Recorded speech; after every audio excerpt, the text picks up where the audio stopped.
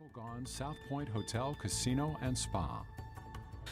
They're finishing up, some things right now, and we'll see what, if anything, they can do today. And if not, then, we'll obviously report it as soon as practice is over.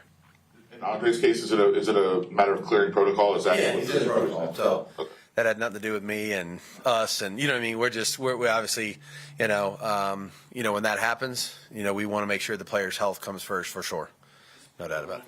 With Kliff in New England for that brief season, how much of a full circle moment is it for you to be kind of head coaching a game against him after being with him for that short period of time? Yeah, it's it doesn't surprise me, because he was a very bright young guy when we got him there.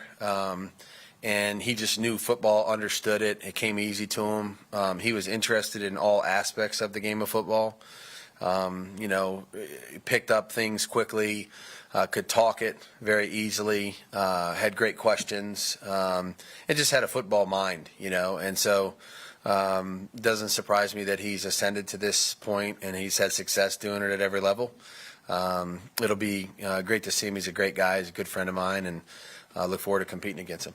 Josh, you obviously cross-trained Dylan Parham at center for a lot of different reasons, but one reason might have been to have to play in case somebody gets hurt. Mm-hmm. Is there any kind of a fine line for you in terms of, playing him at that spot as opposed to letting him stay on the guard train to keep that going, or is there anything that comes into play in that regard? Not really. I think, offensive linemen by nature, if they do play multiple positions, I think every rep is really a positive for them because, again, you're making a call and you're at right guard, and that means something to you that it might not mean to you on the left side.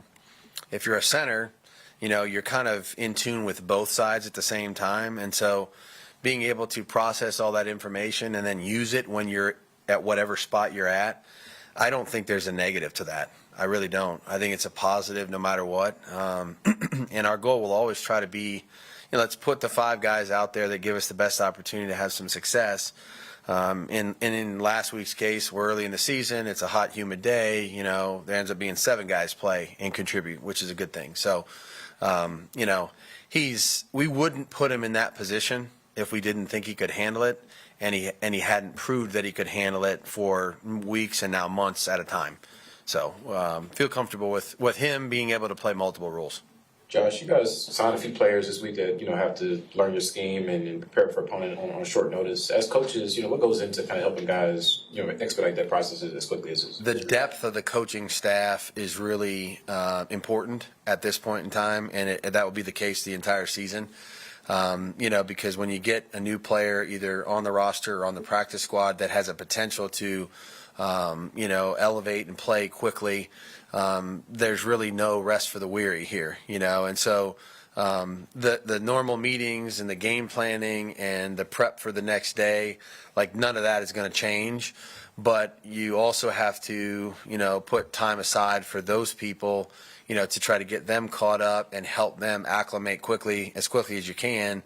So, our assistant offensive line coach and, the young QCs on the staff and some of the senior guys, on the staff have taken time out of their day, and we just split the meetings up, you know what I mean? So if there's a game plan meeting going on with the staff, then there might be a few other guys that are not there, and that's just what you got to do at this point in time. So we'll always try to do what's best for the team in that regard, but we can't shortchange the new player because, they just don't have the same foundation. What's the mindset for this team heading into the home opener at Allegiant? Super excited. You can tell we had good energy yesterday. Good day of pads yesterday, and the effort and the attitude, the energy was where we wanted to be. I can tell they're excited. We've learned a lot about our team and ourselves, over the last, I'd say, few weeks here, including the opener last week. And, I think anytime you have an opportunity to start your season, your home season, in your stadium, in front of your fans, your family, your friends, it's always an opportunity that you look forward to. So I think all of us are excited to get there Sunday morning. It won't be shocking to me that we're all there super early on Sunday, ready to go. You talked about the atmosphere inside Allegiant during the preseason. Now that we've reached a regular season game, what's your expectation for what it's going to be like in there? I'm expecting it to be an advantage. That's what you always would hope for when you're playing at home. We know that our responsibility is to play well and give them reason to make noise, but we know we have a great following, and from what I've seen, the best in the league. And so we are certainly excited to have an opportunity to perform in front of them.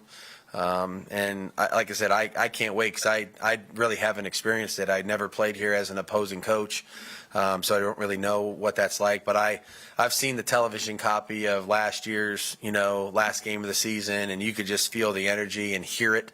I've seen the television copy of last year's opener, so you can, same thing, you can kind of feel it. So we're working with noise in practice to try to simulate that for the defense and in the special teams, and hopefully we're quiet when we're on offense. That would be, the right way to do it, I think, and hopefully we can do that. But no, we're excited. I'm excited personally to feel it and see it. I know there's going to be a lot of energy on Sunday, and like I said, hopefully we can play well.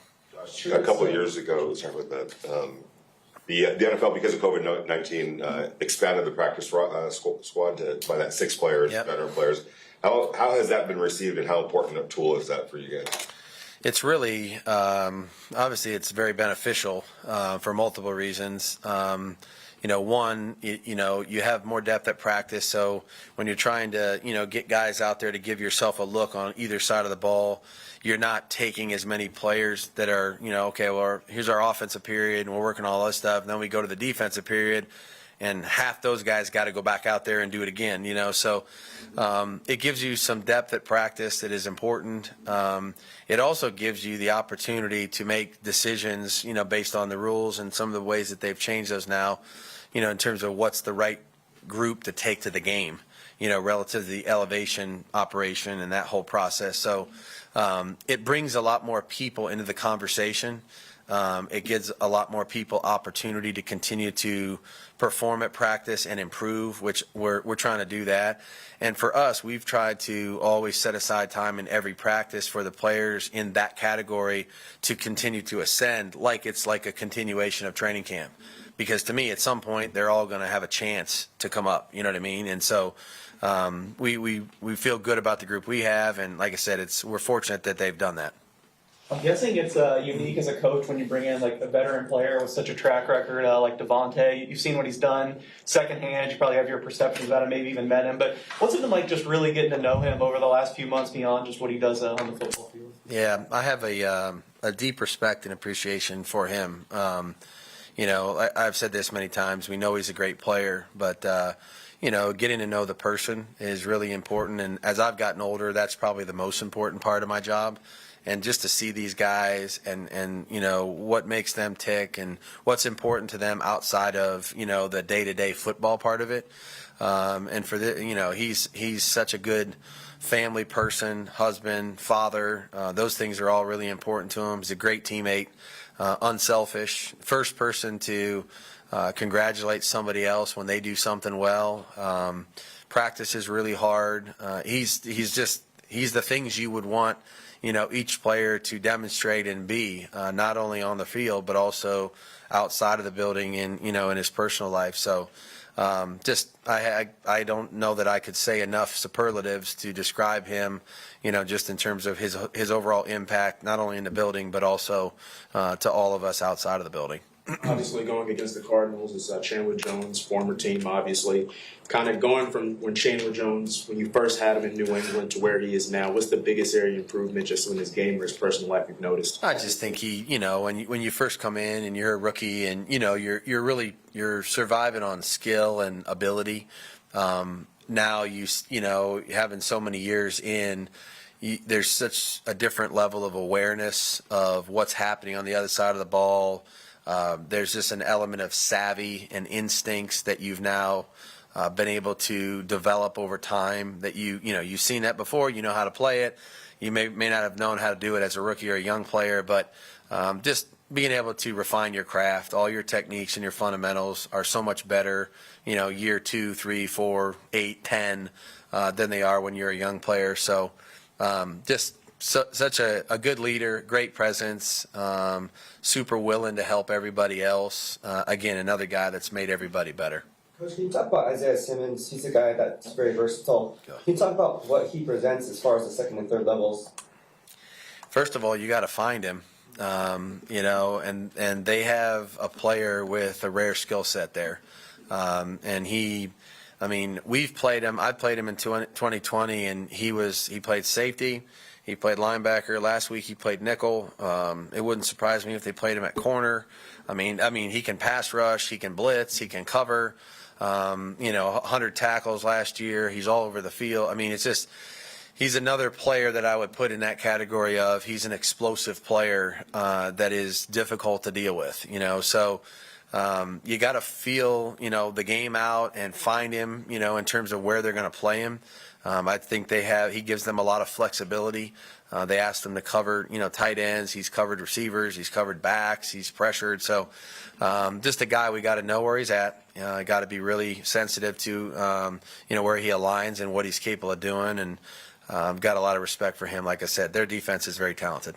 Coach, there was an emphasis during the training camp and preseason about not beating yourself and no self-inflicted wounds, and then there was a couple of them that happened against the Chargers. Did that provide a teaching moment this week, and was there extra emphasis on not doing that? Yeah, I think you can only say that so many times. We understand what it means. You know what I mean? I think our players and our team understand what it means. Certainly, before you can win, you have to not lose the game with things like that, self-inflicted penalties or turnovers, what have you. I think they all understand what that is, but I don't think it's not great coaching for me to stand up here and just keep saying that. You know what I mean? If there's something that I can, can coach and help the player improve something that they didn't do as well, that's really where the focus needs to be. Certainly nobody on our team is attempting to do anything like that, like commit a penalty or anything like that. So I've learned over many years not to, just hold my breath and stomp my feet when those things happen. If I have something constructive, then I'm going to try to coach it, you know what I mean? And that's the best I can do. But our guys, I think they really understand what we're trying to do. I thought they demonstrated that in the preseason of trying to be, less penalized, trying to take care of the football on a play-to-play basis. So just going back to our fundamentals and really working on that, trying to do it in practice. We believe that what we do in practice will carry over to the game. Last week, late in the first half, you guys got the ball back in your own end and decided to just go into halftime. I guess what are the variables that go into it for you making that decision? Yeah. And how much is that done before the game of thinking about it? How much is it just to feel the game? Some of it, I'd say both. We definitely have an idea before the game, kind of where we're at in that regard in terms of field position, timeouts, what the other team is like, you know what I mean, how they operate in their 2-minute offense, who's getting the ball to start the second half. In that case, last week we were. So, I'd say there's not just one variable that would go into that decision. We had turned the ball over and then they had scored. And, so you're kind of sitting there and you have to weigh the pros and the cons of it. You really do. And so, I thought that the decision was made, right or wrong.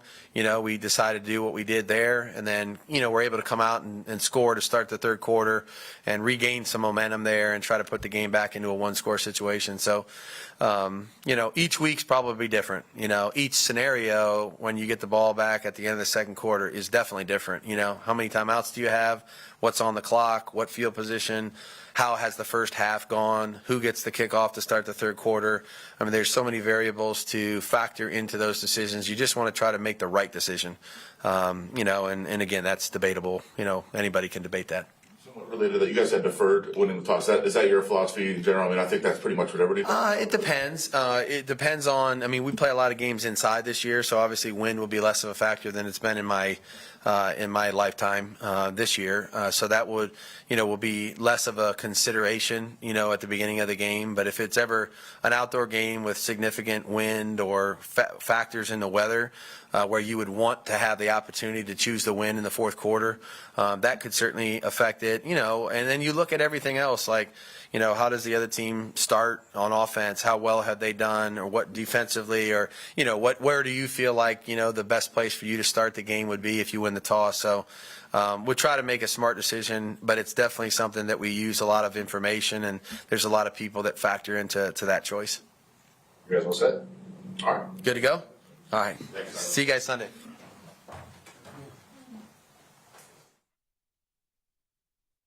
You've been watching breaking news from the Las Vegas Review-Journal, sponsored by Michael Gaughan's South Point Hotel, Casino, and Spa.